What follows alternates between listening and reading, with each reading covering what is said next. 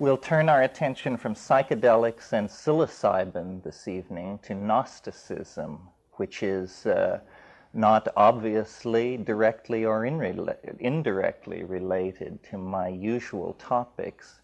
So this lecture represents a kind of an experiment for me as well. I'm sure you've heard me say that the essence of integrating the psychedelic experience is a familiarity of a certain sort with history. So I wanted to give an experimental lecture and discuss a certain historical episode and try and draw some lessons out of it for the contemporary situation generally and for ourselves as I conceive us to be a certain type of subclass. And I found, as I had been involved with Gnosticism over a number of years, but I reread a lot of the literature and there's some new material out. And I found as I got into it that I was less sure than I thought of where I stood in relationship to it. So as a thought exercise, it became very inconclusive. I think Gnosticism is a double-edged sword. There is much about it that is very attractive. There's much about it that I think has to be firmly rejected. And I think ultimately its ontology has to be rejected because it's dualistic. Well, for those of you who these words don't mean that much to, let me lay the background. This is an episode in human historical thought that takes us back 2,000 to 1,700 years, approximately from the death of Alexander the Great in 323 BC to the conversion of the Emperor Constantine to Christianity some several centuries later. And in that period, a kind of culture arose from India to Rome, essentially, that we call Hellenistic. And it is differentiated from Hellenism, the pure Greek culture that we associate with Periclean Athens, by its syncretism, by its cultural and religious and intellectual complexity. No less a student of history than Oswald Spengler sought to use the Hellenistic episode as the preeminent prefigurative episode of modern times. He felt that in microcosm, all of the dilemmas and contradictions of modernity could be found in an embryonic state in the Hellenistic experience. And this is made particularly cogent by the Gnostic episode. So what is Gnosticism anyway? It is a religion of understanding.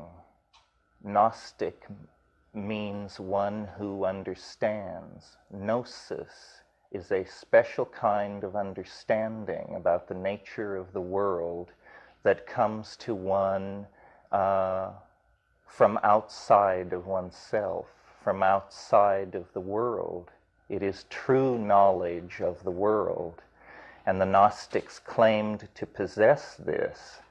And it's a very peculiar kind of knowledge because it divides one from the world. Essentially, the message of Gnosticism is that man is a stranger in this universe, that we have no business here, that in fact this universe is the creation of an inferior being, a mad god, if you will, and that we are somehow trapped in a situation not of our own making. And it is for the Gnostic to, number one, understand this, and then number two, to do something about it. And first of all, the gaining of this understanding was through ecstasis, perhaps drugs, although I am myself so associated with drugs that I don't want you to get the impression that I am making a case that there is any evidence that Gnosticism was a hallucinogenic-based movement. It may have been, but there is no evidence for it. There's greater evidence that there may have been sexual techniques and practices used to induce ecstasy. But again, even this is very thin, because the most flamboyant charges of sexual practices are those laid against the Gnostics by their enemies. And in fact, until 1948, everything that we knew about Gnosticism, we knew from studying attacks upon it.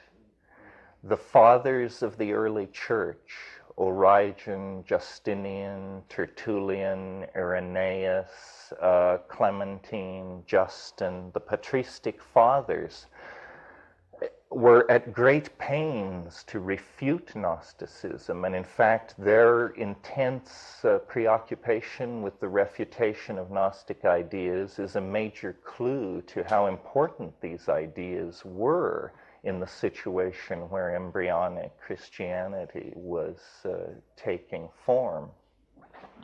It's in the writings of Eusebius and Hippolytus that the most outlandish descriptions of Gnostic practices are met with. In those same works, we meet recitations of Gnostic prayers that in fact do coincide with later texts recovered from different sources. So the question of how apt a description of Gnostic practice we get from the patristic heresiologists has to remain a very open one. Now, this is a situation which you would think would lie fallow. This is an ideological religious movement that by the 6th century was largely crushed out within the confines of the empire. However, in 1948, at a place called Nag Hammadi in Upper Egypt, near a Coptic monastery called Chenabaskian, people were feeding their goats and digging in the side of the hill, and they came upon large clay jars filled with manuscript. And they took this stuff back to their house. They were goat herders. They needed to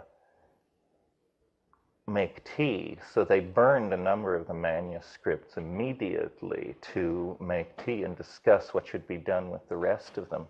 Well, it's a very long story, but when it filtered to the surface, there were 52 texts that had gone into the ground AD 350, and so had never been touched by the patristic reformation of the church, the councils of Nicaea, Antioch, and Trent. This stuff existed completely sealed away from the evolution of Christian hermeneutics from the patristic period forward. And now all of this material has been translated, and it composes a corpus which is called by scholars the Nag Hammadi Library. And these 42 texts are like a window back into the world of Hellenistic gnosis, and it raises very serious problems for Christian theology generally, for a number of reasons. We knew from Qumran that there was a document called Q that appeared to be the source of both Luke and Matthew, and older than both. Now at Nag Hammadi, the Gospel of Thomas has emerged. It also is obviously very closely related to this document Q, which precedes the other two Gospels. And the picture which emerges of Christ is very much at variance with the notion that has come down through time. To give you a bit of background on this, most scholars believe that Christ was born in 6 AD and died in 27 BC. There's new arguments that he may have been crucified as late as 33. However, there is no argument that there are no gospel sources older than AD 70. So basically there's a 35-year lacuna where we don't know what Christianity was or even if it existed. And into this lacuna come the documents like the Gospel of Thomas and the Q document from Qumran, which cast great light, great doubt on the traditional picture that's emerged of Christology. So that's only one aspect of the challenge of the Gnostics. The other is to come to terms with their worldview and to try to make sense of it. And this is really what the body of my talk tonight is about, because we are, if we accept Spengler's notion that the Hellenistic era is somehow an adumbration or a temporal resonance of our own, then we as moderns standing as we do on the brink of star flight, are in a position to essentially realize the Gnostic cosmology, because what the Gnostic cosmology consisted of was the notion that having fallen so deeply into physis, having fallen so deeply into matter, man had become subject to fate in the form of stellar demons. And the Gnostic interpretation of astrology was entirely negative. For the Gnostic, the machinery of stellar fate was horrifying, deterministic. It reinforced the Gnostic notion that the universe is an iron prison into which man has fallen and must fight his way out.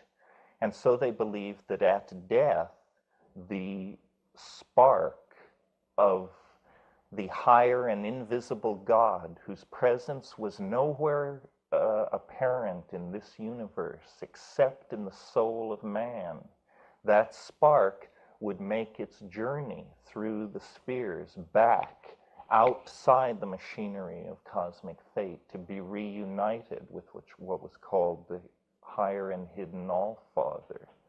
And there was great stress laid on the alienness of the hidden God and of the alienness of man in relationship to the world. And if any of you were present for my lecture called Alien Love, where I discussed the notion of alienness generally and its relationship to the extraterrestrial, in Gnosticism, specifically in the schools of Gnosticism associated with Marcion, you get this first enunciation of the notion of the strange or alien God. And it's a very peculiar idea, which Gnosticism carried forward within itself until the very end. It's an idea which is reinforced, I think, in modernity by the psychedelic experience. Commentators on Gnosticism like Hans Jonas have made cases that Heideggerian existentialism, strangely enough, was actually the modern heir to Gnosticism, but that it was a Gnosticism stripped of all mythology, but maintaining the central notion of man being cast into the universe, being cut off from his true home, being involved in a redemptive struggle for which he had no help from the outside. But I think actually that we can sort of go beyond that, or see that as a very simple form of Gnosticism, and see that actually the psychedelic faith that has grown up in postmodern or recent modern society is this faith, the reemergence of this faith in understanding. It is not, and some people have made the case that Gnosticism was a kind of proto-science because it has this faith in understanding. But I think Gnosticism's horror of matter, its viewing of all material projections as demonic and somehow interfering with transformation, makes it a poor candidate for a proto-science. It is more a kind of proto-existential psychology. Now, we are in a situation where I think dualism is a very hard thing for us to avoid. For instance, I have often spoken on my enthusiasm for space travel and transforming man out of the monkey body and into some kind of machine-like hyperspatial biomechanical logos.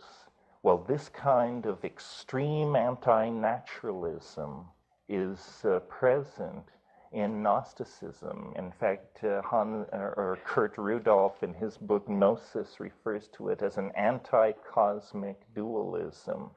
He contrasts it between the Greek belief in a cosmos, a beautiful, ordered, symmetric whole where man has his place and the logos flows from the demiurgus into man, and a vision of balance and harmony, into the Gnostic vision, which is of man being trapped. Now, it's very hard to know which way to go with that. Space travel is a Gnostic undertaking. In fact, the entire phenomenon of modern technological transformation is a highly Gnostic phenomenon. We have accepted the premise, essentially, that there is no ethical imperative from nature.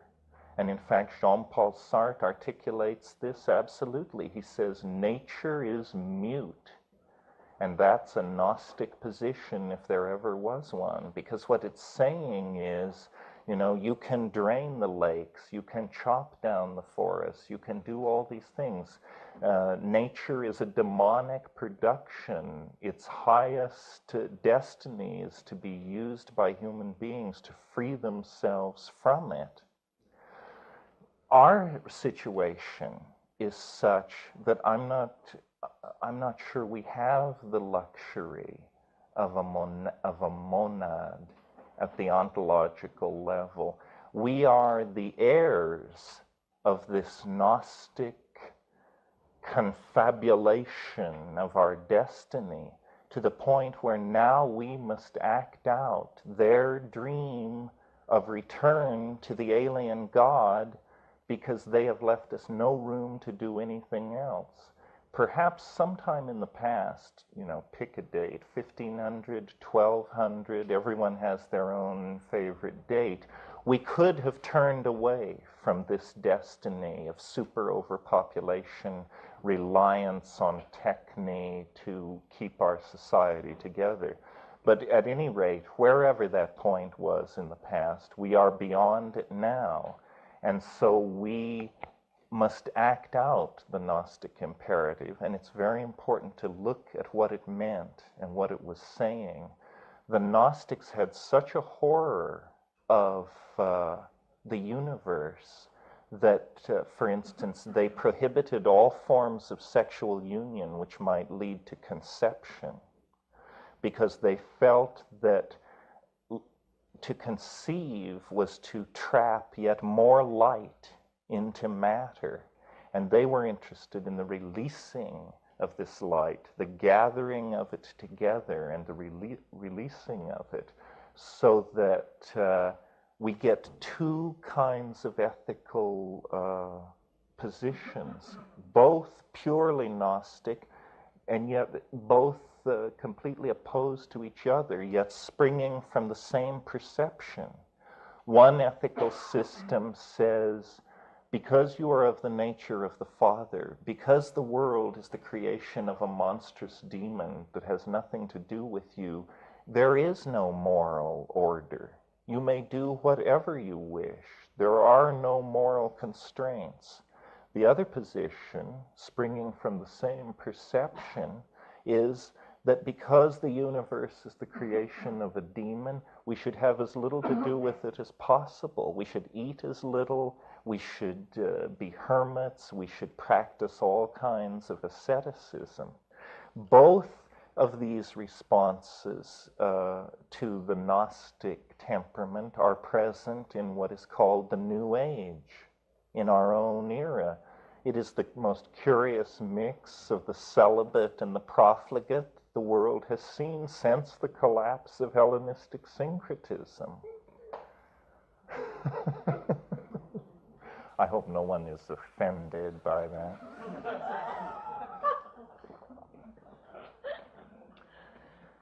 So as I got deeper into this, I am very charmed by the Gnostics. I love the alien god. I love the power that women were given in Gnosticism. They were co-equal always, and in a number of cases, women led powerful Gnostic schools. Melusina at Rome in the 2nd century received the direct transmission from Valentinius and led his school for the 40 years following his death. I might describe for you, simply as an example, the Valentinian cosmology. One of the things about Gnosticism is that it's tremendously rich, and it ranges in its literature from material which is almost like Platonic dialogues to material which is essentially indistinguishable from the chants of Maria Sabina. It ranges through material which is essentially almost entirely crypto-Christian and Judaic, through material which can be directly traced to India and to earlier Vedic traditions. I mean, there were definitely connections with the East, with the Bactrian kingdoms in what is now Pakistan. In any case, the Valentinian version of creation goes something like this. The highest and hidden All-Father existed within himself, complete beyond the pleroma, and out of his effulgence of radiance he generated 36 archons, which were like hypostatizations or emanations of his divine nature, similar to the notion of tattvas in Indian philosophy. The 36th and lowest of these archonic emanations was called Sophia and was feminine. She looked back through the pleroma at the mystery of the All-Father and desired to create a universe as he had done, but she was female, not hermaphroditic, and so she brought forth an abortion, a monstrosity. And this thing, and when she saw what she had done, she instantly passed through a number of negative emotions: rage, self-loathing, fury, fear of discovery, hatred, terror. And these emotions of the Sophia at her error condensed into the physical universe which we inhabit. And the monstrosity, the abortion of the Sophia, was made Lord over this universe, and is in fact, at that point, they splice in Genesis and say, and in fact, Jehovah is Ildabaoth. The God of the Jews is the abortion of the Sophia, and by that they get a leg up on Judaism and make it serve their entire cosmology. So having made that leap, you see, they go on to interpret Genesis. And I think if you'll follow me through this, you will see why the Gnostics posed such a danger, because you will feel in yourself the stirring of a kind of doubt, because the Gnostic, the Valentinian interpretation of Genesis rests on the snake. And they say, given what we have said about the abortion of the Sophia, then the snake is to be seen as the messenger of the highest and hidden All-Father. And the snake comes to Eve and says, you should eat of the fruit of the tree of knowledge. And she says, but we were told not to do that. And the snake says, and it's true in Genesis as well, he says, if you will eat of the fruit, you will become like him, Elohim, the thing that put you in the garden. And this is what you must not do. So the Gnostic interpretation is not that there was a fall, but that Eve's eating of the fruit was the first step in the salvational untangling of the delusion of humanity. It was the first step toward gnosis. And, without stressing it, we see here the vegetable symbolism of the use of a plant to attain knowledge, which then somehow frees you. And the notion of an interpretation like that being put forth seriously, to the point where there were Nacenes, another brand of Gnostics, who worshipped Nas, the serpent, worshipped them as the visible manifestation of God in the world, because the serpent brought the message to Eve to advance on the path toward gnosis. So this kind of thing could not be tolerated by the early church. It posed too great a threat, and Gnosticism was threatening in other ways as well. Marcion, whose name one person in 10,000 is probably familiar with, was a Gnostic missionary who caused the formulation of the New Testament, because Marcion had his own canon of holy books, which were the ones he said should be studied to the exclusion of all others. And it was in response to Marcion's Gnostic canon that the patristic fathers began to gather together material and weed it out and say what they wanted and what they didn't want. Now, in spite of this, in the process of destroying Gnosticism, Christianity became what it beheld. This is a phenomenon we meet again and again in history. For instance, I believe we see it in modern times in the fact that every nation which helped destroy the Third Reich is the primary bearer of its philosophy in the post-Nazi period. This same kind of thing, and it happened to Rome when they destroyed Greece. So Christianity, like it or not, is doctrinally a dualism, and this will be denied left and right and up and down, but you get what is called the doctrine of sunum bonum, the doctrine that God is all good. A negative statement of this doctrine that is its logical contrapositive is, therefore evil is an eternal principle. And if that is not Gnosticism, I don't know what is. And there is no provision for this. Evil is eternal. There is no subsuming of Lucifer into the Trinity. There is no, we have an apocalypse, we have a general judgment, but then Lucifer goes off with the fallen souls, presumably unto eternity. And this has been carried forward and is Jung, in his analysis of Christianity, felt that this was its undoing, that there had to be, that a trinity was essentially unbalanced, and he spoke of what he called the fourth member of the Trinity, which is Lucifer, the repressed fourth quadrant that gives the entire thing psychic balance. Because if you deny the presence of evil in the nature of God, then you have this dualism. The clearest statement of this kind of dualism emerges toward the end of the Gnostic outbreak, and I think around 220, Mani is born in the city of Seleucia Ctesiphon in Persia. Mani's father was a Mandaean, about whom I'll say more. But Mani is a very, very interesting person. And according to Karl Ruck, who wrote The Road to Eleusis and is an unimpeachable classicist, Mani was associated with mushroom taking, but he's my only source for that, so I don't know if it's true. Mani always carried a book. He was another one of these people who had a canon.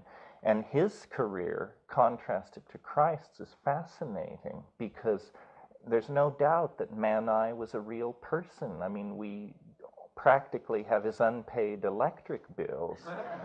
And yet, you know, he comes only 150 years after Christ, who is this amazingly murky figure. But Mani was a real person. He preached a radical dualism, the eternal war of light and dark, of the principles of light and darkness. And he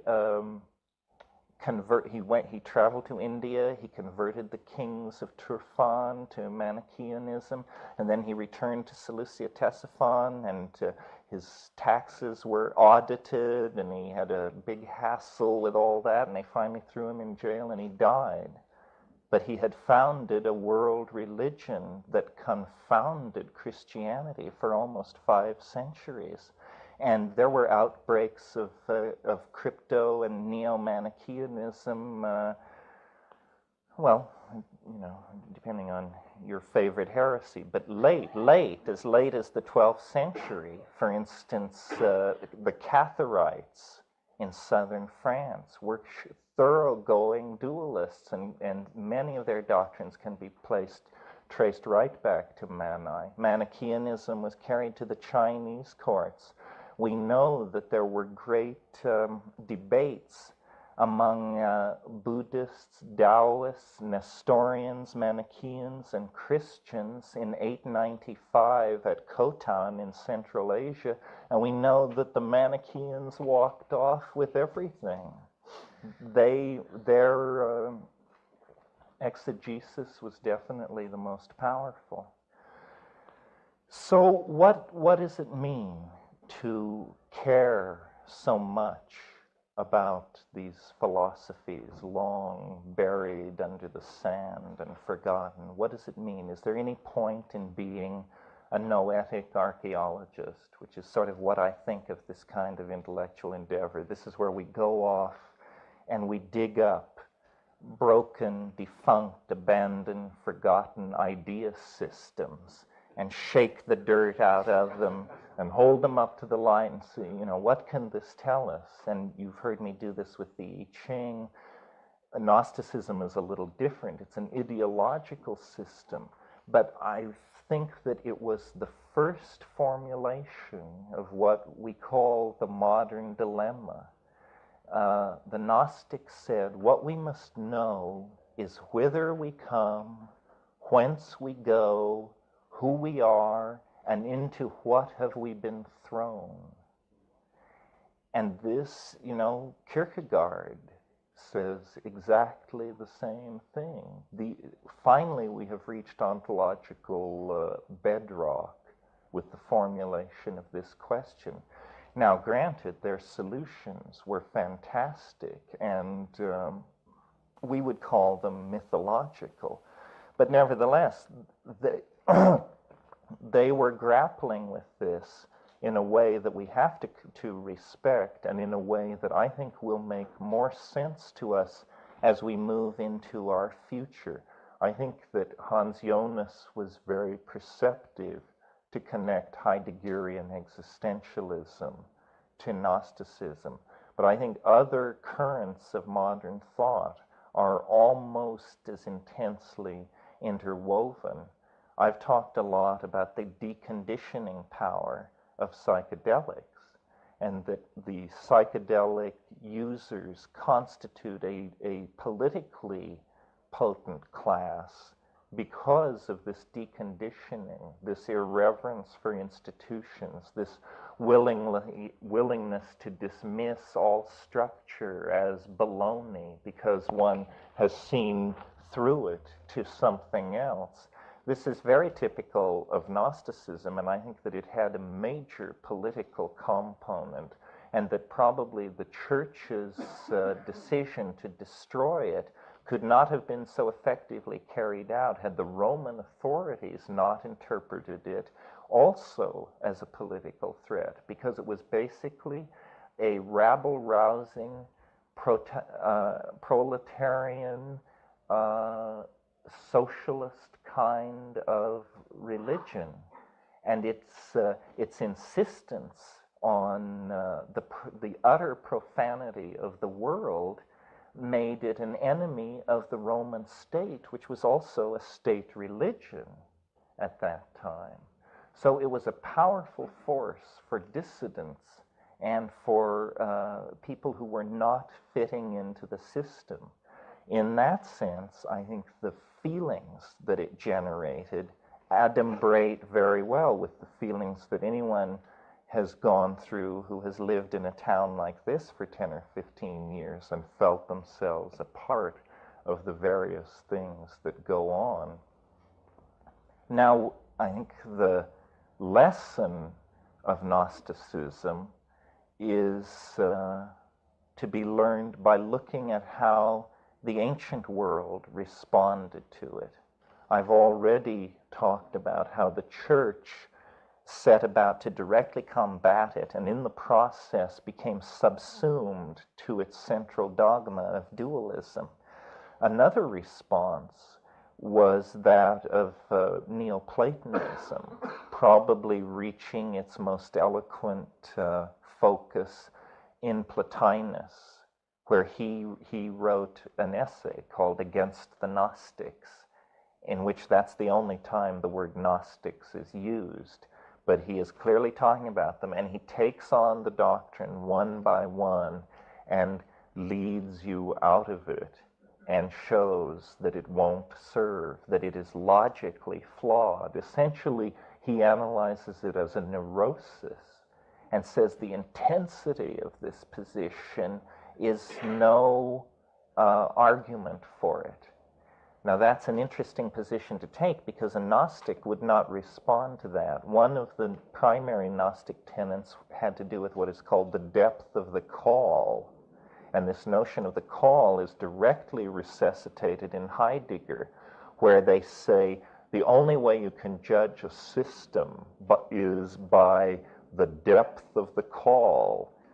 However, what undid Heidegger was fascism came along, and the depth of the call was strong indeed, and no reason could be found, therefore, to reject it, and then bad things followed upon that, not only for all of us, but for Heidegger in his career, because he never really regained his philosophical balance after that.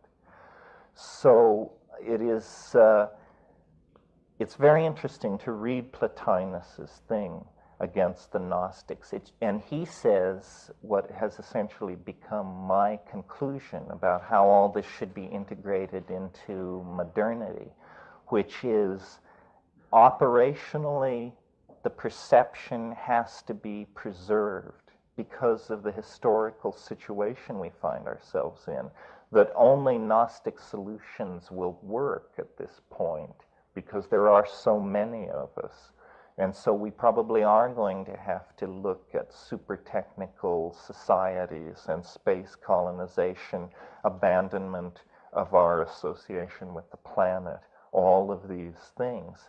But the ontology has to be rejected in favor of some kind of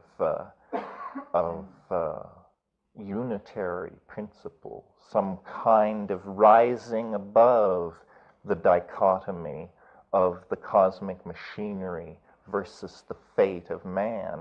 And it probably lies in a kind of Taoism.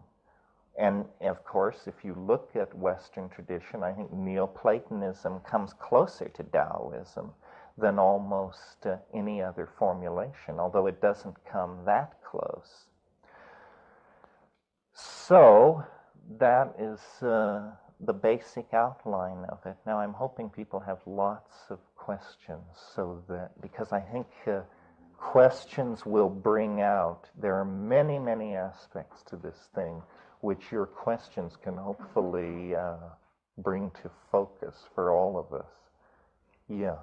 The gating question that came to my mind in kind of exploring the views of the Gnostic in regard to nature, seeing it as being youth or even worse, evil, and then also with the immoral aspect of it. Why shouldn't one well-meaning Gnostic do everyone a favor and blow everything up? You mean in the present context? Is that what you mean? Well, I think this is our great fear, that a well-meaning Gnostic, what you mean by that is someone for whom ideology is so great a concern that they can't react to the call, to the question, what about life and death? They would reply to that, life in this world is death. And this is, of course, an insane position, or at least a position so radical that we don't want anybody enforcing it on anybody else. Yeah, I think the whole tendency of modern ideology to place itself beyond life is a very dangerous Gnostic tendency. I wasn't going to mention this because I don't want to bum anybody, but a modern adumbration of Gnosticism, where the connection historically is very clear, is the Shia, the Shiite Muslim thing. There were Gnostic writings which were preserved in Syriac that then Omar, when he, did that thing, all of that material came into the Shia canon.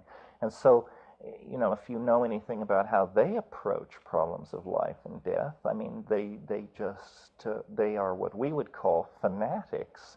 Once you opt into this anti-cosmic dualism, you are licensed for anything. I mean, this is beyond Aleister Crowley's do what thou wilt.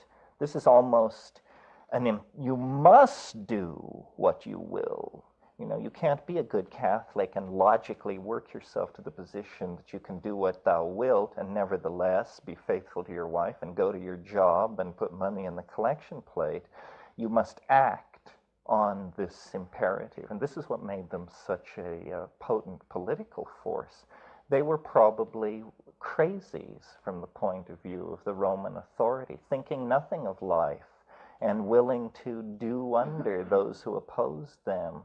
And the violence, the vituperative violence of these heresiarchical denunciations of Gnosticism would stand your hair on end. I mean, fire and brimstone was not invented by the Calvinists at Geneva. It was invented by Irenaeus and Hippolytus and Tertullian in their excoriation of the Gnostics. Outrageous things, the eating of babies, just mad stuff, all charged against them, because I think they were felt to pose such a potent threat by stating so succinctly the alienation that people felt in the Hellenistic world, because it was a vast empire where slave populations were moved thousands of miles. People became free men often, but then usually in midlife and far from their roots and their language and their upbringing. Many people were strangers to themselves and to each other. And the message of the strange God and the alien nature of the world fell right into it. Yeah. There's one thing that I was struck in terms of taking a look at the book that you would recommend was the intense feelings towards what we might call, what moderns might call good and evil, yet completely divorced, as you're talking about, from what we would call ethics, which comes from our classical heritage. I was wondering if you could comment on ethics as the Platonic concept, good and evil, gnosis, and then what you talked about in Taoism before. Well, Platonic ethics always emerge out of the notion of the polis, the integrated community of people. And for Plato, politics is ethics. I mean, that's why in the politics there's so much ethics, and in the ethics there's so much politics. the Gnostics always had, and I don't think I mentioned this previously, there was a dualism even within the church. There were the pneumatics, who were those who knew, who were initiated somehow, and then there were the hyolytics, or the people who were like lay people, who perhaps did not practice the stringent ascetic practices, and who perhaps in fact served as an interface between the initiates and the world, so that they could be in a kind of seclusion. The Taoist thing is almost entirely a set of personal ethics. So what we have here is almost a direct declension from the general ethics of the polis, which is Platonic, to the what do I want to say, not inbred, but xenophobic ethics of the cult, to the personal ethics of the Taoist. Well, in my opinion, this obvious focusing, telescoping of concern inward until we reach the individual has to be the beginning of real ethics. I mean, political ethics are not ethics at all in the modern sense. And cult ethics can lead you into big trouble, as we can see. I'm sure the depth of the call was strong at Jonestown. The depth of the call was strong for Manson. Depth of the call is a lousy way to decide what you're doing. And of course, they came early to that notion. They didn't have the 2,000 years, and speaking now of the Gnostics, they didn't have the 2,000 years of experience that we have. But essentially, from between us and them, there's nothing but a series of appalling incidents where somebody had the depth of the call and was putting somebody else to the torch. One of the most horrifying stories about religion in my bag of tricks, I'll tell, because it relates actually to this. In the early 12th century, in Languedoc and the neighboring provinces in southern France, there arose what are called the Albigensians, gentle vegetarian people who practiced ritual nudity and were perhaps into, some kind of thing like that, hippies, basically. And, when the word got back, there was great stir in Rome. And a person who had been earlier associated with some heretic burning, Simon de Montfort, was sent to take care of the problem. And as they approached, there was a crusade. It's called the Albigensian Crusade. And if you ever want to study the fallacies of religion, that's a good place to begin. They close in on a city. There are 5,000 Albigensians inside, and they're laying siege to this city. And word comes from the city, there are also 7,000 Catholics within the city walls. And Simon de Montfort says, kill everyone, God will recognize his own. So here we see one dualism against another, and the depth of the call is such that sanity is banished. And I think this is the thing which has to be conserved. The Gnostics' fear was of a mad God, that the God of this world was insane. They saw this so clearly that for them it was obvious and they couldn't escape it.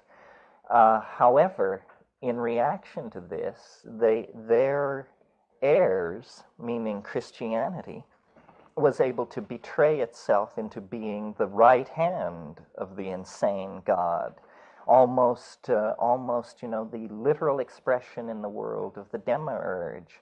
So I think we have to explore this alienation. It is our legacy from them, and nothing can be done about it. But our ethics must be cosmic. They must be Platonic. They must not give way to the notion of levels and domains of good and of evil, these absolute domains. And so and this is going to be very difficult for us. I have spoken in other lectures about how we are transforming the human image. We are becoming almost a creature of pure information. We are turning in to our machinery, and therefore we must hold a very humane image of our machinery. We must not seek to become the strange God. God is strange enough as he manifests in us, as it is. And so for us, the whole problem is somehow, in a Gnostic situation, to preserve a unitary view of the world. And though I have mentioned all of these studies of Gnosticism, I think the most important book for the modern dilemma is Philip K. Dick's novel Veilus, because he pushes you right up against it there and shows that for anyone who thinks the Gnostic dialogue is red hot and that it is present in the world. So I would urge you to take a look at that book. It is a book I wish that I had written. Are there any more questions? Veilus, V-A-L-I-S, by Philip K. Dick. It's in science fiction. What is the Gnostic perception or identification with either having or being in a human body? They reject it completely. For the Gnostic, the only thing which is real is the spark, they call it. The technical term for them, they called it the scintilla, the spark of deity that fell into matter. And so, as I said, this led to orgy cults. It also led to very ascetic cults. The only description, we were talking about this as we drove down today, the only description of a Gnostic ritual per se that we have is this thing in Hippolytus, where, you recall I mentioned that they were against any sexual union which would lead to conception. So consequently, they may have been pioneers in the area of blowjobs. The only description we have of a Gnostic ritual is in Hippolytus, where he says that after an unclean union, the woman places the semen in the hand of her partner, and she has some in her own hand, and they, holding hands with the other two free hands, they would then turn and face the deity and offer the semen as a symbol of intervening with the trapping of the light, as if to say, you see, we did not allow the light in this to become trapped in the universe, because apparently they believed that no trapping of light was involved until syzygy of sperm and egg, although of course they didn't have these concepts, but they knew that they wanted to interrupt conception, to the point where the strict adherents of this view disappeared after one generation, obviously, and or there were a lot of conversions, or a lot of backsliding. Yeah. What is the picture of Christ that emerges in the It's very interesting, and it's extremely varied. We were talking about this earlier today. When you read these, for instance, the Gospel of Thomas is older than Luke or Matthew, and it contains a whole bunch of stories called infancy stories, stories of Christ as a child and young man. They are the weirdest stories. And what does this word weird mean? It means that they have a strange vibration about them. And it is that strange vibration that caused them to be excluded from the canonical books. For instance, as an example, in the Gospel of Thomas, there's a story, since you happen to ask. Oh, I don't have it here. Well, anyway, it's a story about Christ as a young child, in which several times he just zaps people dead who get in his way. There's another story in the Gospel according to Philip, where Christ he and the apostles are going or moving from one town to another, and he becomes hungry. And he approaches a bush at the side of the road, and he says, "Make thou food." Nothing happens. He says it again, "Make thou food." Nothing happens. He says it again. And the final line of the incident is, "And he destroyed it with fire." Now,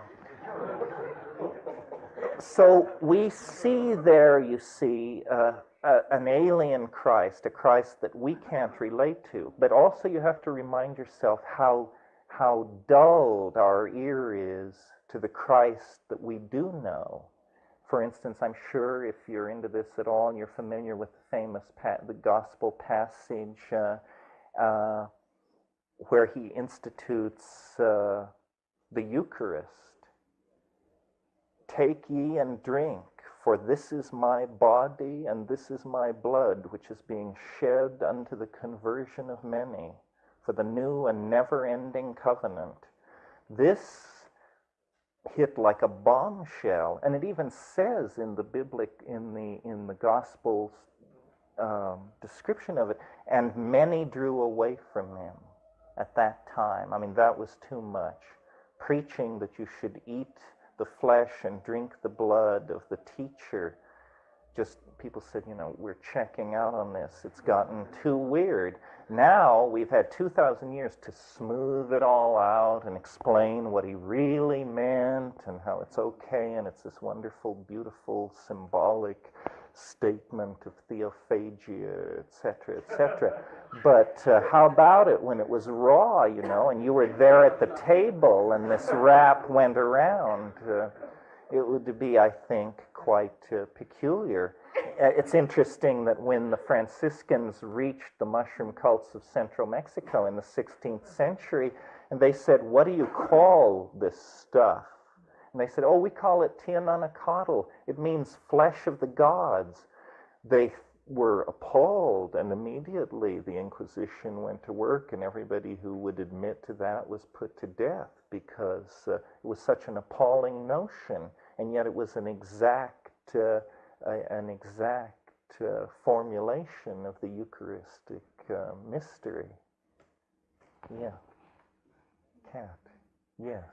Can you tell us what you find operationally useful about Gnosticism, other than the idea of the alien God specifically? I think they had courage. That the thing that the existentialists are always raving about, how you must take personal responsibility and you must, the dreadful freedom rap, I think the Gnostics were into dreadful freedom. They recognized that their salvation depended entirely upon themselves and that the world would give them no help at all. It was really, in a sense, a fanatical cult of personal responsibility. And in that context, a proletarian cult lost in the Hellenistic Empire, it didn't have much impact. But if we were to have that intense a sense of self-responsibility, it would be politically a good thing, I think. I think the thing which defeated Gnosticism ultimately was its inability to formulate itself into a single doctrine and a single church and a single declension of consecrated bishops. It was too anarchistic. And in fact, this leads me to a theme that I want to mention before we leave all this, and that is, it is anarchy. Is a modern adumbration of Gnosticism and nihilism. It was, in the 19th century, I believe it's in the beginning of Beyond Good and Evil, Nietzsche says, "And now that weirdest of all guests, nihilism, stands at the door." And that's what he meant when he said, "God is dead. That is a thoroughgoing Gnostic statement. The Gnostics could have lined up behind that very easily. What they would have meant is that God is dead to us. We are lost in a realm that God cannot reach. We must make our way back to him unaided, because it's very hard for him to send a signal into that. And nihilism, which leads into anarchy, is, I think, very expressive of that perception. Now, anarchy is discredited in the modern situation because people always think that you are making a political pitch. And I think political anarchy is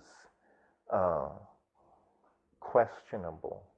But for instance, any of you who have read Paul Feyerabend's Science in a Free Society know that he makes the case there for ideological anarchy. He's as opposed to the present system where science is the great arbitrator and declares everything either okay or not okay. He says we need an ideological anarchy. There should be no system able to pass judgment on other systems outside of itself. Yes. Also, you said earlier that there was this higher God, and I think at some point you said you're an insect at the feet of the higher God, not the little Jehovah, right? The big guy. And if he's not concerned with us and we are an insect at the feet of that person, what is he concerned with? Nothing can be known about him. One of the strange things about Gnosticism is its utter insistence that we belong somewhere about which nothing can be said. That our true, and this is why this is fairly psychedelic. It's saying, we are utterly not what we appear to be. And we utterly do not belong in this world. We are a part of something, no hint of which can exist in this world.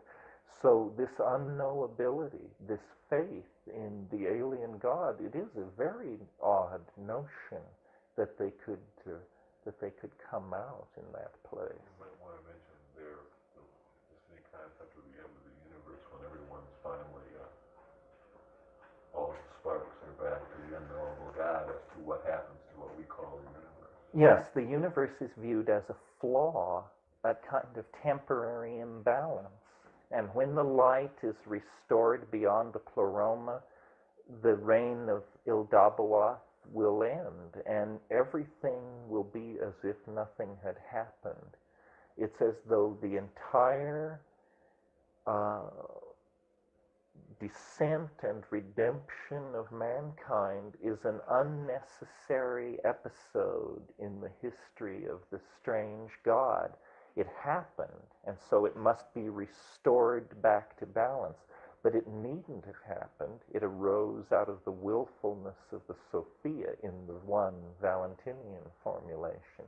But it's an effort to heal everything, to make the universe disappear. And it's interesting that it's rather close to the view of modern physics, which says, if the Big Bang had been perfectly balanced, if the forces of parity had been perfectly conserved, the universe would have canceled itself out shortly after it got started. But what we are left with is the tiny portion that did not cancel itself out, the tiny flaw of somethingness in the vast plenum of nothingness. And this somethingness is temporary and eventually will be resubsumed into the plenum. This is very close to modern cosmology. Yes? About space travel, I understand you say that to go along with space projects and follow that, that was kind of your thinking? Well, I don't think there's any choice at this point. I mean, if you just look at the numbers of people who have middle-class aspirations, there isn't enough metal and glass and plastic in the surface of the planet to give all those people their condos and two-car garages. If we are serious about the liberal, democratic, egalitarian values that we have formulated in the last 3 centuries, we're going to have to go off planet to get the energy and the material to fulfill that social program. I think it's inevitable, and that it won't be done for the grand reasons I have just outlined. It will be done because there's just a hell of a lot of money that can be made. But in any case, I don't think it's a bad thing. I think, that man was made to fly, and that in a way, the Gnostic dream of overcoming, of passing through the cosmic shells and emerging outside the stellar machinery is probably not really a less naive dream than our wish to leave the solar system. It's formulated differently, but I think in both cases it's probably it's something innate in us, and probably not a bad thing. In other words, we can probably only become the stewards of the planet that the no-growth faction would like us to be by leaving the planet. We cannot have it both ways. We cannot maintain a population of 4 to 5 billion on the surface of the planet and really fulfill our duty toward it as our mother, essentially, our matrix of emergence. So I always try to convince people who think space travel is a terrible technical nightmare that actually the birth metaphor is appropriate, and that yes, the Earth is the cradle of humanity, but we cannot remain in the cradle, or more aptly, in the womb forever. And now we are experiencing a chaos similar, very similar to the chaos of the Hellenistic world, where the old gods lay shattered. And this chaos which we are experiencing is the chaos at the end of history. And it will end with us transforming ourselves into this sort of angelic creature. But we have to remember that angels come in 2 brands, and that we definitely want to stay on the right side of that. I mean, a demon is only an angel that's been caught. And so yes, I'm a great enthusiast of space travel and of man moving off the planet, which makes me Gnostic, which actually was what caused me to go back into this. Because whenever I speak about space travel, inevitably someone asks how it means to leave nature behind. And I am very enthusiastic about the notion that humanity is essentially an engineering creature, that we take in raw material and we excrete ideas in the form of works of art, engineering, and culture, and that this tendency will find its real dimension of unfoldment in space, where we will not fight the constraints of gravity and wind and day and night and all of these things. We will build cultures which are art. And of course, there is a dualism between art and nature. Of course, the earliest space colonies, it's already being planned. They will attempt to emulate the ecology of Hawaii as exactly as possible. In other words, the notion being 10-degree variation day and night, average temperature 75 degrees, etc., etc. Because it's such a challenge to the science of ecology to be able to create and maintain ecosystems of large size in balance. We really don't know how to do that. Obviously, we will learn how to do that probably fairly quickly, 20, 30 years. Beyond that lies the realm where you say we no longer now have to build our space colonies as much like Polynesia as possible. We can build them however we wish. And this will be a great challenge to good taste. Because, yes. Yeah. I might point out that that ties in directly with your earliest comments about dualism again, in the sense that it's the dualism of the Gnostics and the dualism as it got into later Christianity leads to this world where, for example, you can only see sex from the view of a libertine or an ascetic. There's a missing point of view there that seems to be very important in terms of our nature as well. If you insist that there are two sides and one is black and one is white, and then you have to put everything into groups of two and divide into one side or another, you almost inevitably end up in a situation of crisis where the Gnostic who pushes the button makes a certain amount of sense. Yes, it's a hysterical point of view, a two-category view of reality. Everything is either good or everything is bad. It's hopelessly simple, and strangely enough, you overcome its simplicity by going from that to a one-box system where you don't try to divide everything up that way. Definitely. Anything else? Should we take a break and regroup? Let's do that. Before I answer more questions, which I hope there are more, I just wanted to read you a couple of things to give you the flavor of some of this stuff. The first thing I'm going to read is just a small portion of the Gospel of Thomas. Now this comes out of that body of Gnostic literature that is most closely related and competitive with Christianity. This is from the document I mentioned, which is older than Luke and Matthew and is in an uncertain relationship to the Q document from Qumran. The stories of Thomas the Israelite, the philosopher, concerning the works of the childhood of the Lord.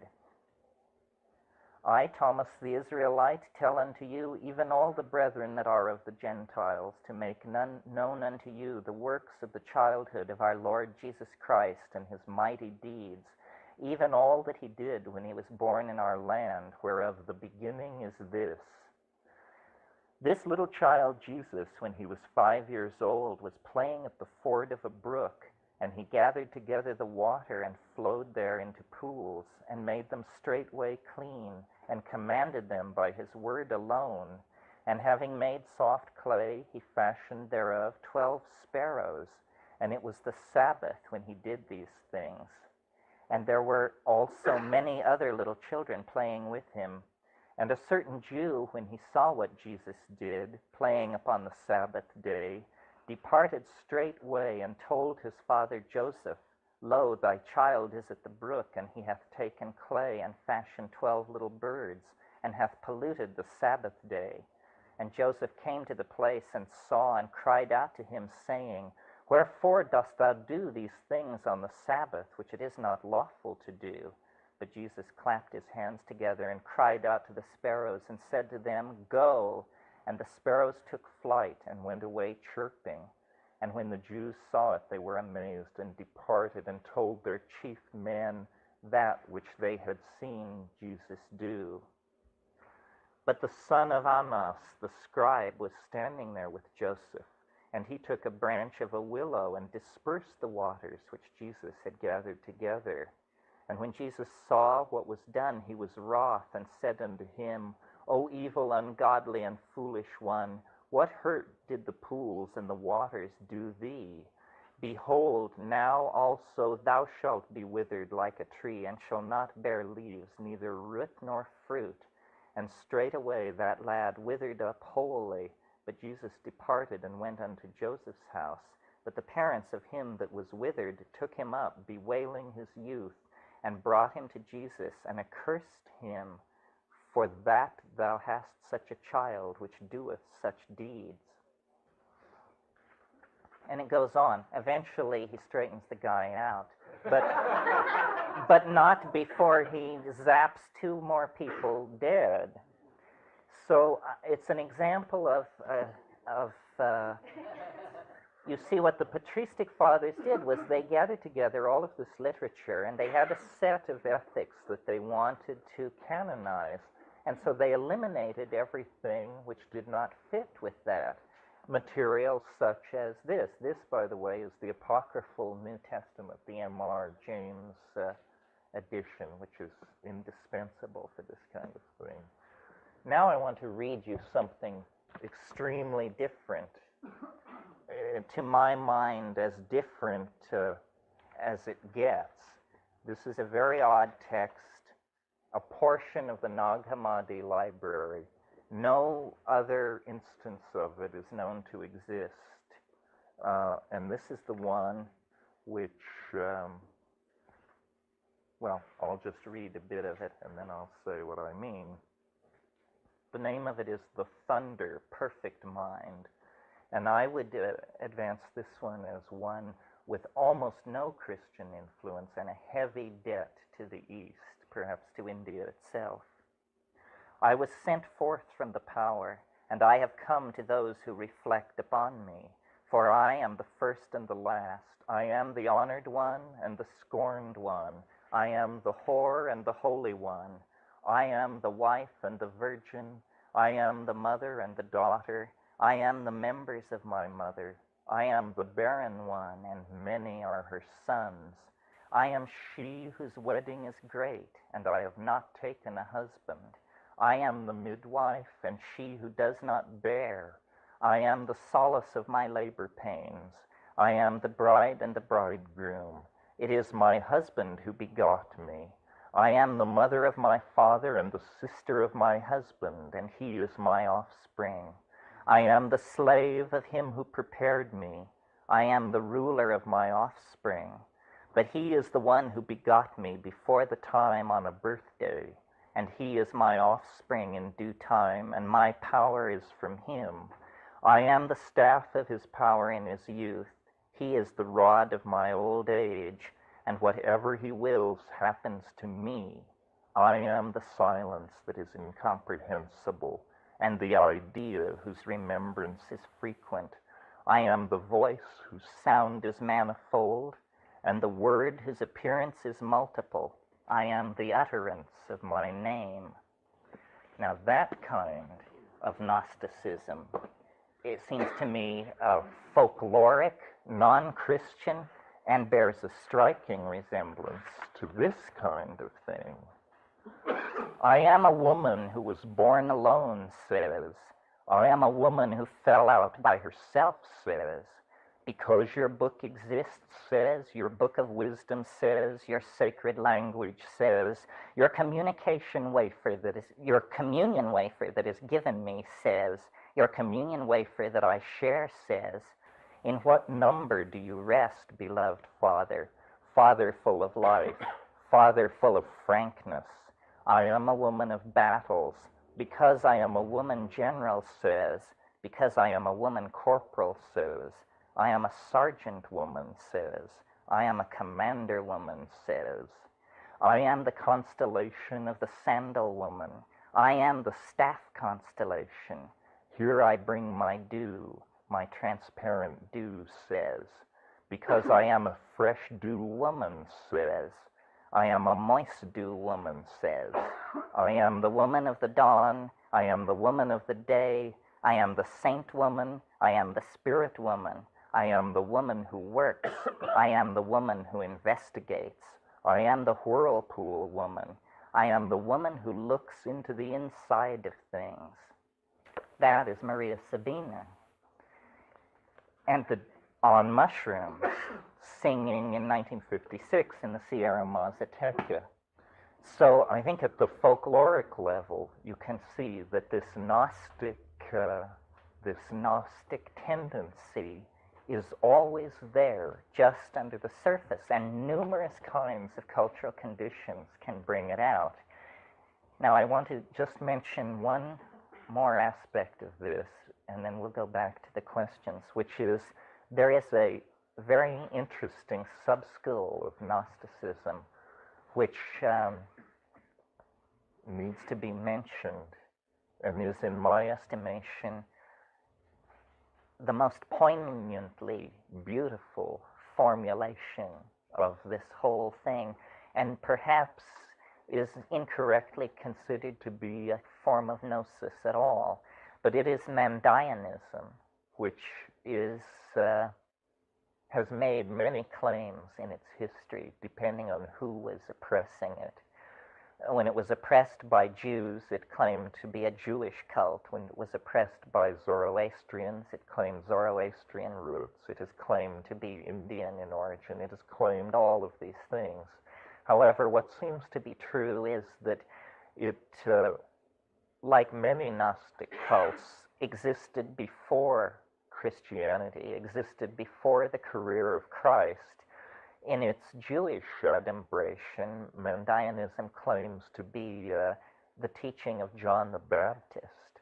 And in fact, it is a river cult. It is a baptismal cult. They have what they call the doctrine of the cosmic Jordan. Every Mandaean religious site is a little river, is diverted through a mud wall and into the cult site and then out again. And there must be running water. It is a cult of baptism and of running water. And it existed continuously from the early Hellenistic phase up until the present, possibly. The problem with that is that though it originated in the area of Jerusalem, centuries and centuries ago, it located itself in the swamps at the mouth of the Euphrates River, which, if you know what's going on in the world, you know that the most horrendous war in modern history is being fought right there, right now. The city of Basra, which is being repeatedly bombed and strafed by artillery from both sides in the Iraq-Iranian war, is the center of Mandaeanism, or it was until 3 years ago. The modern history of Mandaeanism is not happy. All bishops, all persons with the power to consecrate priests died in a cholera epidemic in 1840.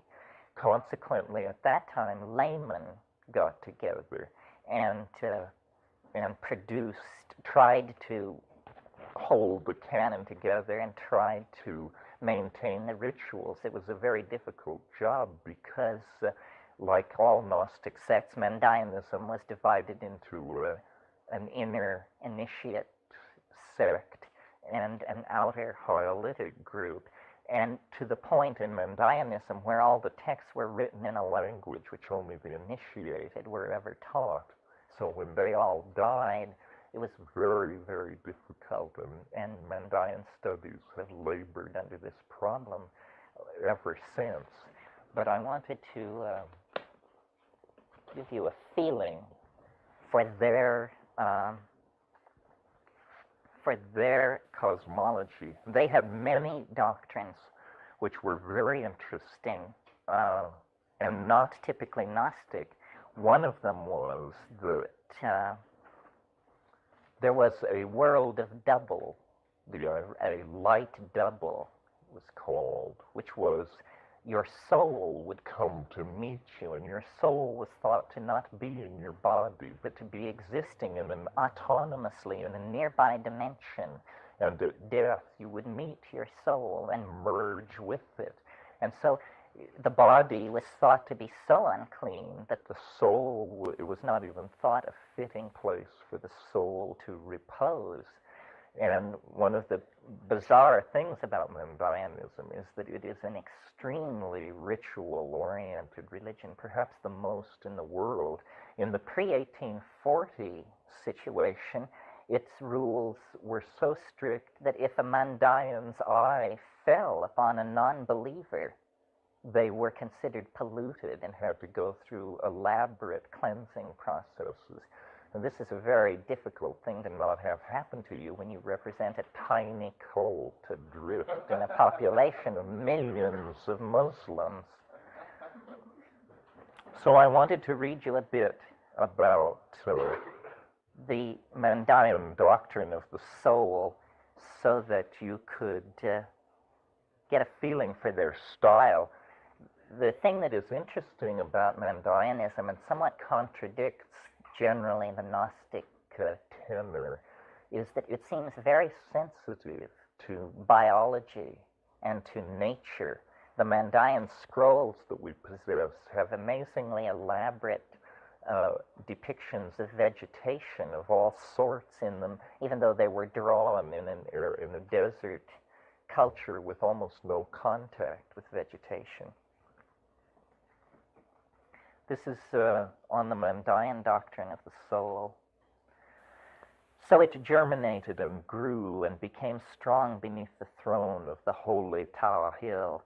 And it happened that in a little year, that is 45 days, I perfected that mystery pregnant and sown therein. Hence, from that which seeketh Tula, Tula goeth forth. That which is named silk extracted food for itself, meaning silkworm is the gloss. In other words, it's making a comparison between the soul and the life processes of a silkworm. And the soul, like it, made for herself a sky and earth and formed a body therein, like the cocoon that is formed of silk from the thread which issued from the mouth of the worm. For the speech of the worm is of silk, whereas the speech of the soul is prayer and praise. And so she, the soul, resembleth the worm with that silk and cocoon, for they call it a celestial egg, because two eggs were formed in the mystery. And the one, that which issued from the mouth of the worm, is of silk. The soul, which was placed in the other, wailed and sobbed until her measure was accomplished. And after 45 days, she emerged, forceth her way out by the mouth, departeth and flieth in the supreme ether. And that seed and mystery in which she had been pent, they cast into the earth, and so she mounteth up into the sky, and none know whither she goeth. Thus the soul resembled this in the body, which, like the worm, she formed and inhabited. For when she desireth to depart from it, she openeth the door for herself to escape from the body, and goeth forth like a dove. Yea, thus doth the soul like it go forth from the body, opening a door from the body for itself, and those doors burst open, and we open its structure for it, else it could not issue from the door of the body. Now, I think this is an interesting passage because it hints at several things. It is on the exoteric level, simply presenting the Mandaean doctrine of the soul. On the esoteric level, it seems clearly a reference to a kind of yogic practice. Specifically, it seems related to the Po-Wa practices of Buddhism, which involve opening the anterior fontanelle at the top of the head, this opening of doors to the body to allow the passage of the soul hither and yon is a very esoteric doctrine in the East. It's not clear where it originated, but it seems clear to me that the Mandaeans were associated with this sort of thing. To me, this shows the immense fusion of cultural traditions, where here we have a religion which traces itself to John the Baptist, which has an exegesis of the soul which looks like it comes from Patanjali, and which is essentially passing itself off as an Iranian light religion, derivative of Zoroaster and that lineage. So I wanted to mention Mandaeanism in this context because I think it is the positive side of Gnosticism. I think by surviving 2,000 years, they were able to work through the doctrinal contradictions of Gnosticism and actually come out to a place which is pretty attractive. So we talked on our way down here tonight. If one of the problems with this speech wasn't that Gnosticism was in a sense depressing, and that we didn't want people to go away troubled by the notion of the alien God and of man's wandering in physis. So I urge you, if that is a problem for you, to take a look at the Mandaean solution, because I think it integrates it very well, and it becomes, interestingly enough, almost a religion of biology, in the sense that it's a religion of the life force. For instance, it's the only religion I know of in the entire world, I think, for whom the supreme hypostatization is referred to as they. It is a they worshipping religion. And why this is not clear. But Hibbo Zaiwa, the one great life, is, though it is referred to in this unitary formulation, always the one great life. Its form of address when a pronoun is used is they. So perhaps this is, the dualism of Gnosticism at work, even in the formulation of a language for talking about the supreme God. Now let's talk some more about it. Yes. So she was 12. What came in between? Well, in that Valentinian thing, she was 36, but there were other versions where she was 12. Somewhere she was 365. Some of them were like declensions. For instance, I'm loath to speak of this in the presence of experts, but in Hinduism, there is the notion of tattvas, and I believe there are 36, at least in one formulation. Anyway, they start out very ethereal as general principles, like I think the first three are word, object, and cognition, and they have a special relationship to each other. But they are essentially descending categories of greater and greater boundedness. I think in the Hindu way of handling it, you come halfway down and you've reached the subtle earth, and then you descend the rest of the way down till you reach the gross earth. But there were various ways of interpreting these archons. The signs of the zodiac is one way. They were gods of time, and they control sectors of time. So that, for instance, in one adumbration of Marcion's system, there were 365 of them. Obviously, they were day demons of some sort. So these were the things which were interposed between, and it was a matter of, in late Gnosticism, you see, the question of magic loomed here very large, because, first of all, the general mental set of the Hellenistic world was favorable to magic, but a thoroughgoing Gnostic analysis would lead you to the conclusion that magic is ineffective, that only gnosis can lead you to salvation. But in the late period, this became unclear to the practitioners of Gnosticism, and so they proliferated extremely complex magical systems of words, basically, and rituals, we assume. But really, the only artifacts of Gnosticism that we have are carved gems, which are talismanic gems, usually with these archons depicted upon them. The casting of horoscopes was tremendously important in Gnosticism, because that showed your fate. I mean, they took astrology probably more seriously than anyone has ever taken it, because they were so caught up with the machinery of cosmic fate. These, taking a book from the Egyptian cults they contacted that were worshiping Osiris and Hermes Trismegistus, they had the notion of words of power. And they thought that as you threaded your way up through these cosmic shells, there were gateways, and you would be expected to have the correct spells, the correct words of power, the correct talismans to let you through to the next gate. And these gates were moving in constant relationship to each other, and there were moments of propitious death when more than one gate was lined up with another, so that you could just shoot right through. So they really were very contradictory. It's the richness of it. Had they analyzed their own position more clearly and been more doctrinally consistent, they wouldn't have been nearly so interesting.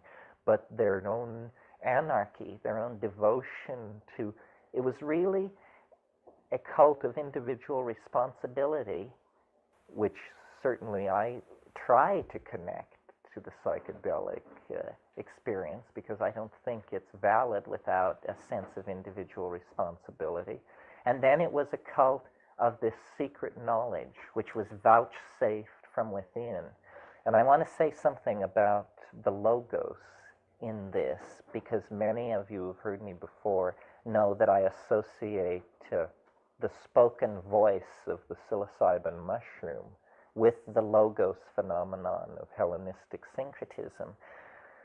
For a Gnostic, the logos spoke gnosis, but it was not the same logos as the Platonists. For the Platonists, the logos was the world soul, actually the demiurgos itself. For the Gnostic, it was a way of gaining information from the higher and hidden All-Father, using the soul as an intermediary. But in both Platonism and in Gnosticism, this contact with an interior voice through contemplation, which is giving true knowledge, was a mystery that was practiced and was very real.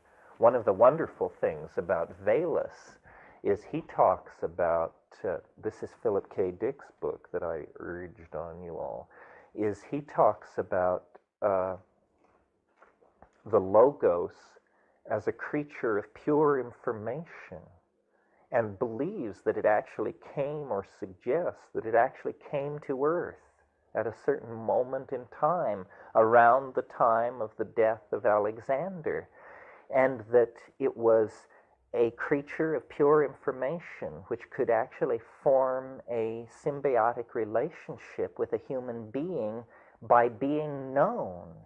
In other words, here was something which, when you found it out, it began to live inside of you. And he called this the homeoplasmate. The union of man and gnosis was the homeoplasmate. And of course, suggested that Christ was one of these people, and suggested that that the Gnostics were not kidding when they said that that the inner initiates of the cult were superhuman in some form. They had this symbiotic informational energy creature living inside of them.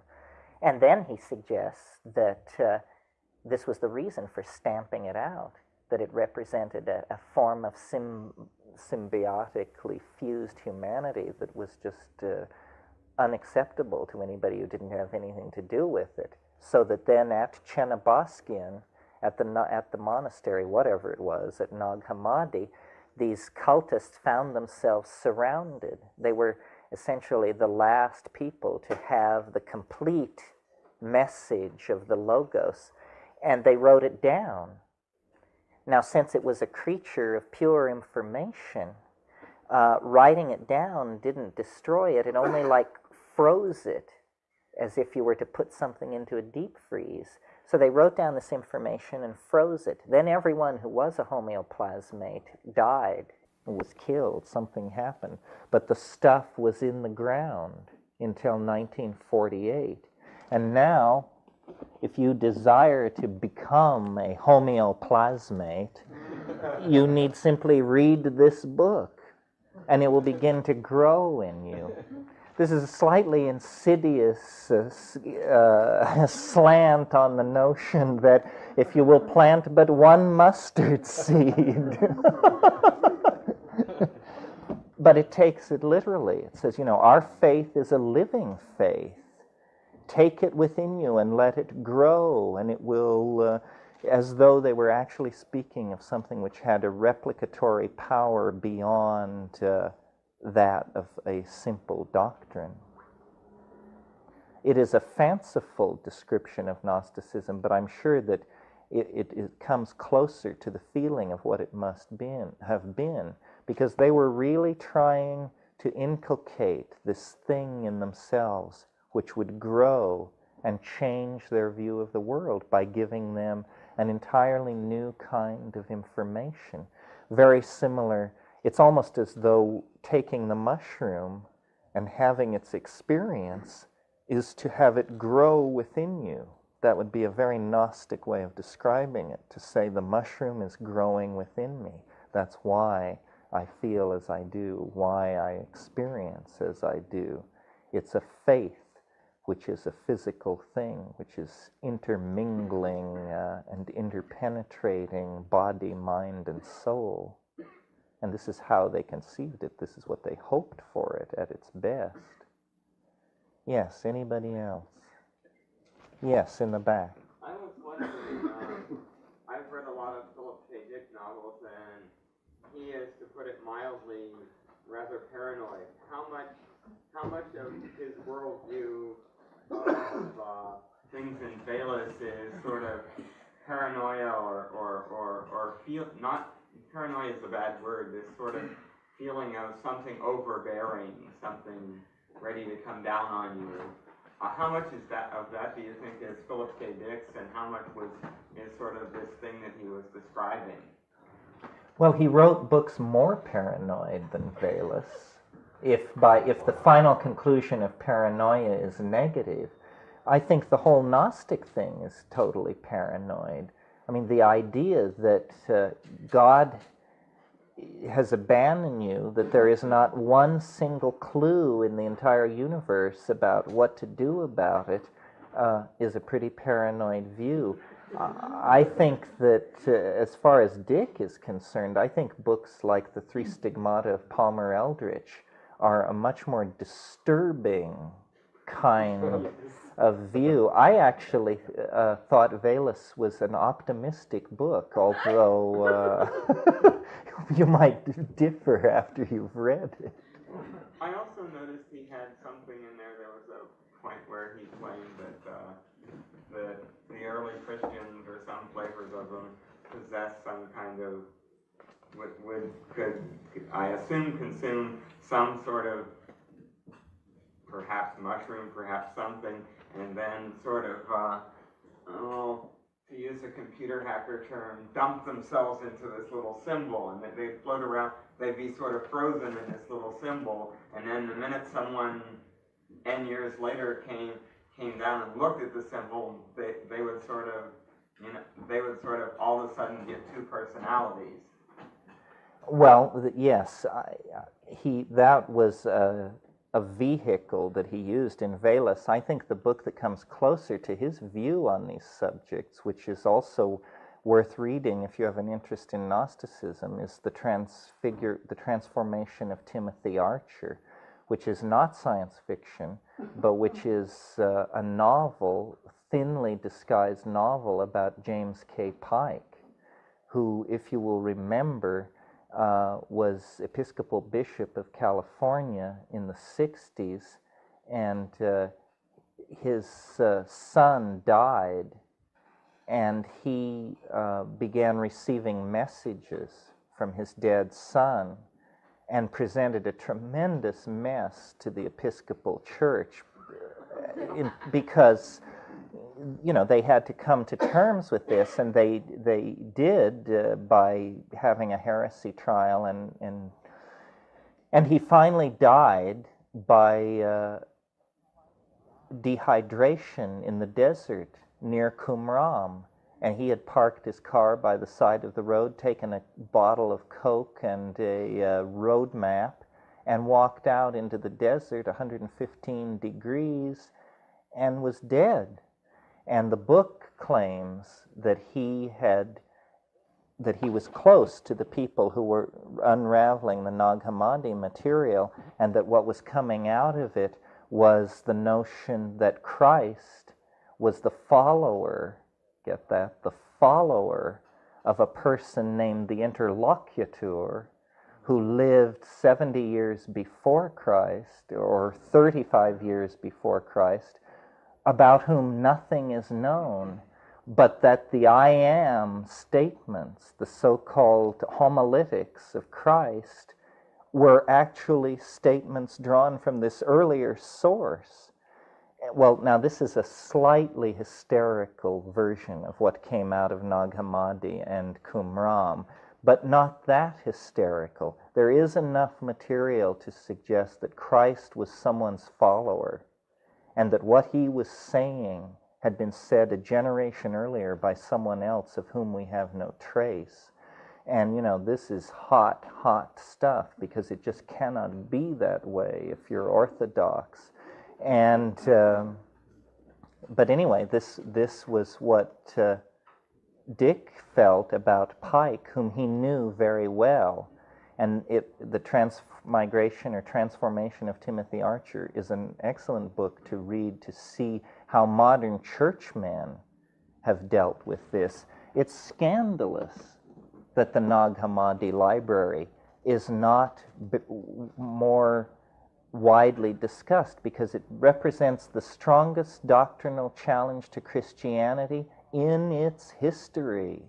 There has never been anything this explosive, because it casts such doubt on the moments of the origins, and such doubt on whether or not we have any contact with the career of a Galilean who was the son of a carpenter, and so on.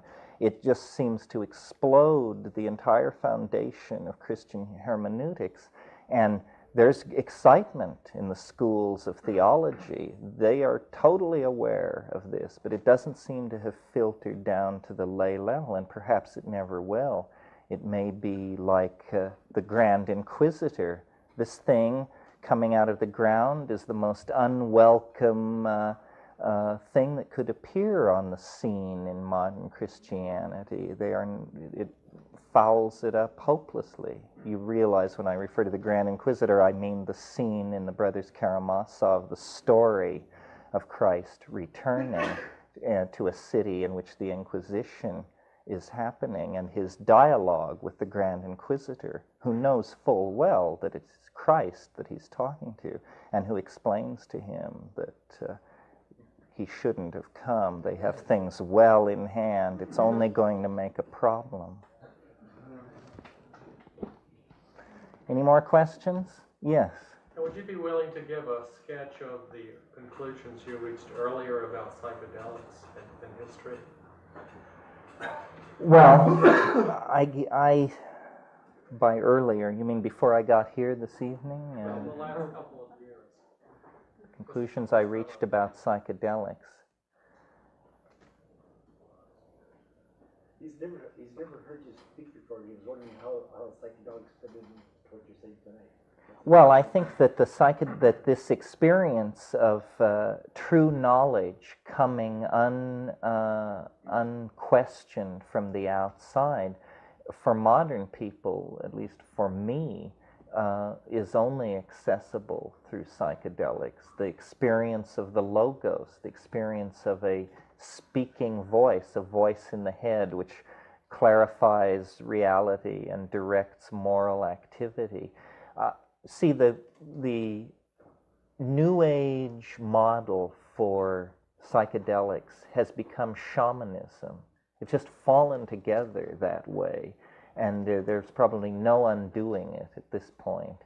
But only a small portion of shamanism worldwide utilizes psychotropic plants. In my personal opinion, it is the kernel of shamanism. But these other traditions may have as much to say about it. And I believe, that knowledge of history is like knowledge of your own life. You are partially amnesic if you don't know what happened in the 15th century, the 12th century BC. I mean, not that I know all these things, but I feel badly that I don't, and I'm working on it constantly, and it's good for you. It's no mere exercise. You actually do become more grounded as you find out who you are. And you recall earlier I mentioned the Gnostics said, whither have we come? Whence are we going? Who are we? And into what have we been thrown? And it seems to me a clarion call to the study of history, if there ever was one. So I illuminate the psychedelic experience because I guess I have the Platonic faith that time is the moving image of eternity. And what the psychedelics are doing are standing you in eternity, in what Thomas Aquinas called the nunc stans, the standing now outside of time. And outside of time, you see all of history. What is that poem? I saw eternity the other night like a golden ring. Well, what you must see when you see eternity is all history at once. Well, it becomes important then to be able to interpret it, to know what slice of the mandala you are getting. And I don't know if you personally are familiar with psychedelics. If you're not, it must sound like a preposterous thing to say. But if you are, you know that historical movies are not at all uncommon, and that you dial up places and times and styles and motifs, and that it shows them to you. And I think all of these past ideological, as I said before, these noetic artifacts that we dig up and show each other. Here is the Osirian religion. Here are the sayings of Nagarjuna. Here is Marcion and his system. These things are aid us in formulating our own understanding. I think that the great wrong turning of modernity is the abstraction of explanation from experience, so that we have tremendous explanatory engines at our command, Boolean algebra, quantum physics, but they nowhere come tangential to experience, so that they are always like institutional faiths. I mean, who has ever seen a quark? Who has ever seen any of these things? And what we need are maps of the world true to experience. And at first, they may seem very quaint because they will be hundreds of years old or drawn from some bizarre religious or cultural tradition. But that is just the patina on the outside. When you knock off all the rough spots, as Hans Jonas did with Gnosticism, you discover Heideggerianism. You discover, that what first appeared very quirky and quaint and removed from our concerns is actually central. So I really think that the psychedelic meditation par excellence is the recovery of lost historical time. And I think William Blake lined up behind that when he said, nothing is lost in eternity. And this is the idea that if nothing is lost, there must be a point to recovering it. Shaman, by the way, do not have history. Isn't this a strange thing? They couldn't possibly follow my prescription because it assumes a literate tradition of record keeping. What they have reference to are the great oral myth cycles that have been handed down to them. The two things are not that different, but we really need to recover the power of myth in our own lives. And it's very hard to know even what that means. But what it means is we need to begin to have theories of being that are true to experience. And taking of psychedelic drugs pushes this to a crisis level because the notion of experience becomes so expanded in the presence of psychedelic drugs. That's why I have said, a physics of experience is what's needed, and it's very hard to imagine what that would be. It would be a physics which would explain to you why the world is as it seems in fact to be, rather than a physics which explains to you that the world is, wave packets moving at sublight speeds according to these tensor equations. It's a perfect explanation, except that you can't find people in it anywhere, or the scale from which you are doing the observing. And so it's a task of 500 or 600 years to move away from a trend so overwhelming. But I think psychedelic drugs will be central to it because they decondition you from receiving doctrine from above. In other words, there won't be state faiths handed down. Everyone will be expected to make sense of their reality and to have a theory to lay back on their reality, which makes it more real to them. It's all about personal responsibility. And that's, I think, the major message of the Gnostics, that they were taking responsibility for their situation in the world, in a way in which these other Hellenes were not. They were running after less thought out ontological positions. Just, your everyday run-of-the-mill sort of religions. But the Gnostics were going much further. They were trying to come to grips with experience and being. They were very modern. This is why these moderns like Jonas and Rudolf and Heidegger and all these people have gone back to them so fruitfully, because they really formulated these things. Yeah. What led the Gnostics, though, to accept a dualistic conclusion? It seemed to them absolutely self-evident. And I think that must mean that it was really a chaos in the Hellenistic world. So many people uprooted, so many languages, so many religions. To them, it was as obvious as it is to us that the world is a mess. I mean, if you were to ask the reasons for modern alienation, it's because what we see, that life is cheap, that politicians can't be trusted, that priests are scoundrels, that everything has played us false. And I think they felt that way. There was a real sense of loss and wandering. I mean, the great pinnacles, Rome was infected with a sense of its own vulgarity. That's why the empire spoke Greek. That's why everybody was educated in Greece. The empire was vulgar, and people who were intellectuals knew this, and they knew that it was based on human subjugation of other people, and that it was basically not a hopeful situation. It seemed obvious to them. And that's why I think it was a proletarian, largely radical, dissident kind of thing. It didn't make great inroads into the aristocracies. Yeah. Isn't there a way in which history is part of the state faith? I mean, that knowledge that comes down from above? You mean that history is distorted for the purposes of the state? Yes, that's right. You're exactly right. But what confounds that kind of thing is every once in a while, something like these urns full of texts come along where it's like, you remember the old ads for the Rosicrucians where the cowled priests are saying, "This knowledge must die"? Well, that knowledge, probably from the point of view of many, many people, should have died. The Nag Hammadi library, having once gone into the ground, should never have come out again, because now it challenges our faith.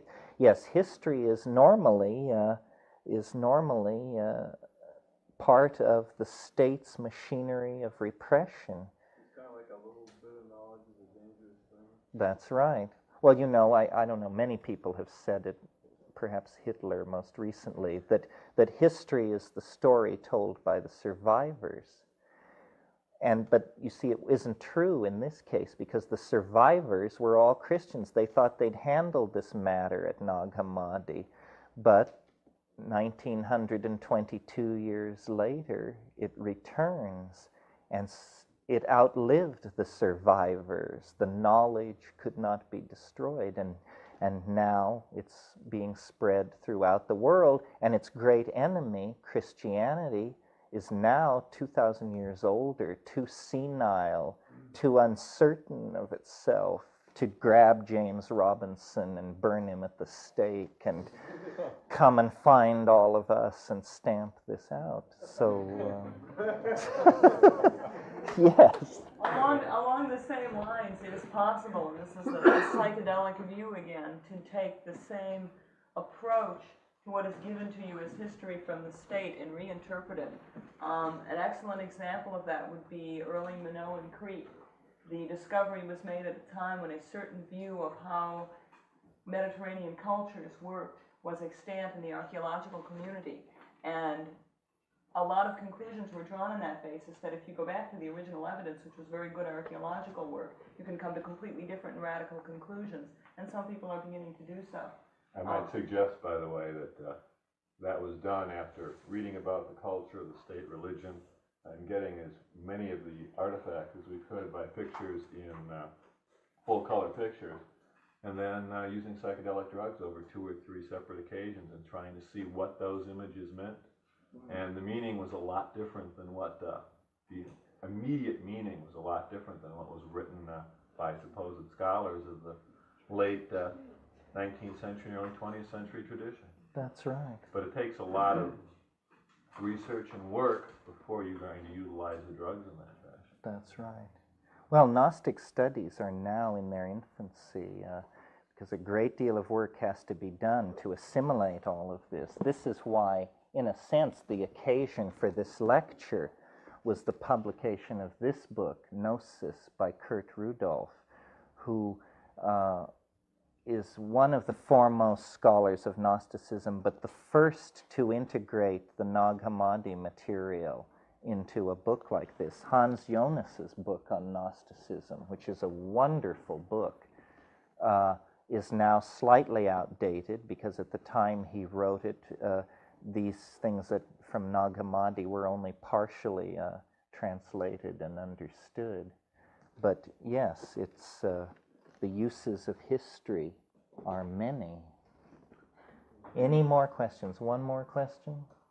Oh, I was going to throw out that sometimes interesting things like that sort of challenge the standard way of thinking sort of pop up just out of nowhere, like John Dee and his, I got a hold of the British Library manuscripts on microfilm and began running them through my enlarger and printing them, and that seems to sort of, his sort of ideas about the world seem to sort of challenge lots of sort of, standard Christian theory, and also even standard occult theory. In fact, I couldn't understand.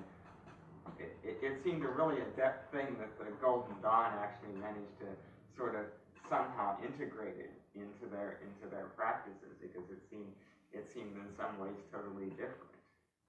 Well, Dee, he doesn't spring ex nihilo. He is part of a long tradition that was thin at times, but largely underground. I mean, there are only 2 strains, or I will say there are only 2 strains in European magic, the schools of Dee and the schools of Bruno. And everything after them can be traced back to them.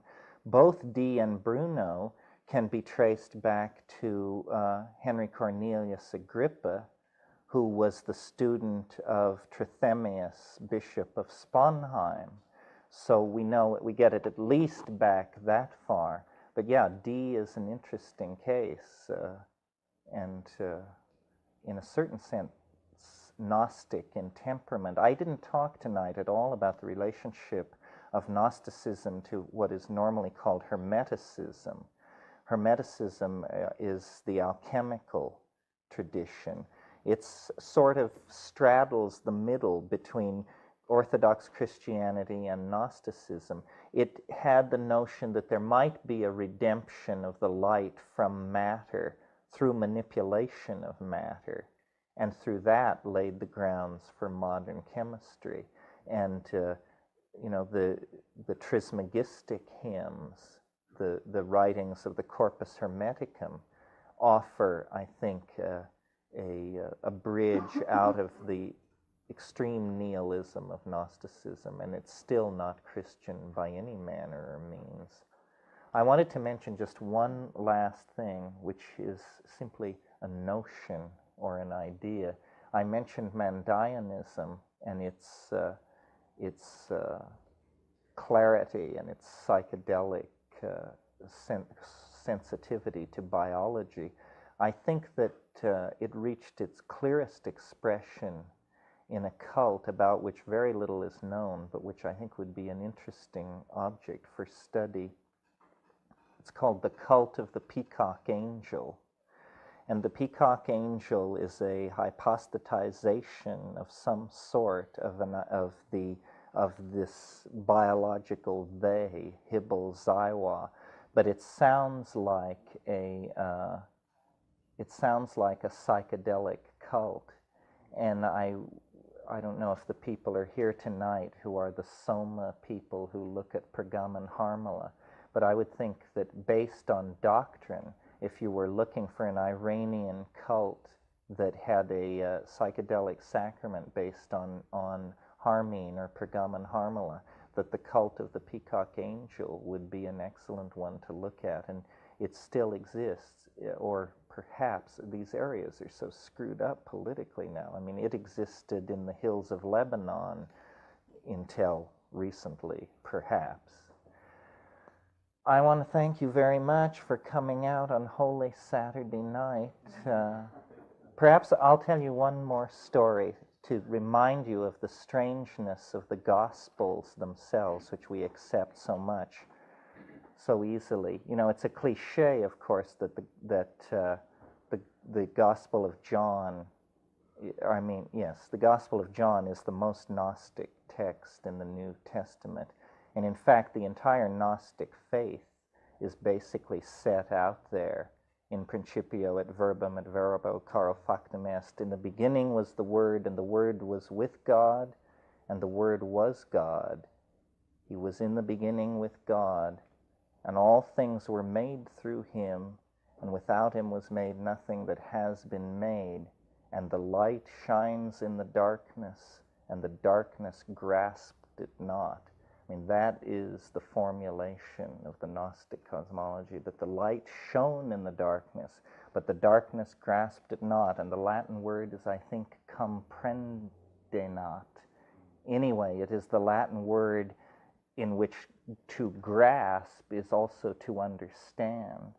It's essentially that the darkness could not comprehend the light. That is the best known instance of Gnosticism in the Gospels. The instance I want to point out to you that you can take away and meditate on its meaning as a koan, if you wish, is that on Easter morning, when the women came to the tomb and found the stone rolled away, I believe it was Anne, I'm not sure which one, approached the Lord as if to touch him. I think this is in Mark. It's only in one gospel. Luke, is it? Somebody knows. Anyway, and Christ said to her, "Touch me not, woman, for I am not yet of the nature of the Father." And I just leave you with this. What does it mean? Why have we never heard it explained? Go and look yourself. What did the risen Christ mean when he said, "Touch me not, for I am not yet of the nature of the Father"? It would have been weird enough had he said, "I am not yet of the nature of the Father," but "touch me not" seems even more suggestive. Thank you very much for your attention to a difficult subject.